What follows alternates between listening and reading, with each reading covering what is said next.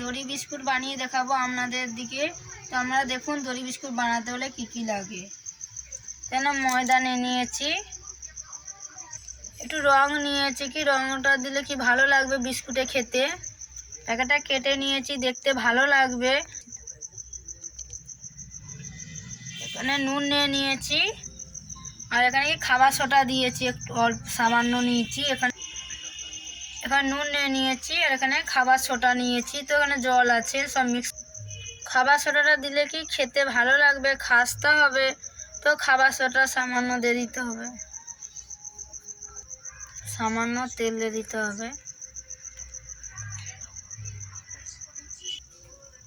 হালকা জল দিয়ে মাখতে হবে, পাতলা হলে কি হবে নি।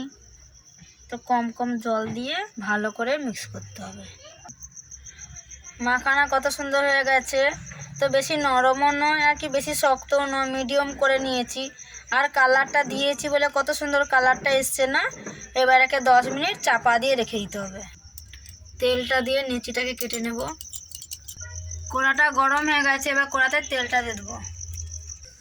লেচিটা কাটা হয়ে গেছে, এবার ভালো করে বিস্কুটটাকে বানাতে হবে।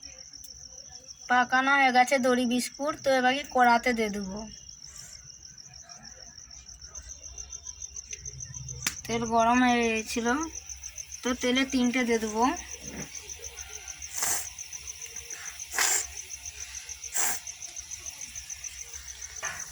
এক পিঠটা হয়ে গেছে, আর এক পিঠে কি ভাজতে হবে। তো উল্টি পাল্টি ভাজতে হবে, তবে কি মরমরাটা হবে। পাতলা পাতলা করে করলে ওই জন্য তো ফুলে। কম আঁচ করে কি কত সুন্দর করে দেখুন বানানো হয়ে গেছে। এবারকে তুলে নেব। দড়ি বিস্কুট কি দেখুন তৈরি হয়ে গেছে। তো কত সুন্দর হয়ে গেছে।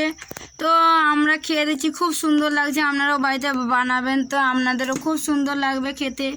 আরও নতুন নতুন রেসিপি নিয়ে আসতে থাকবো।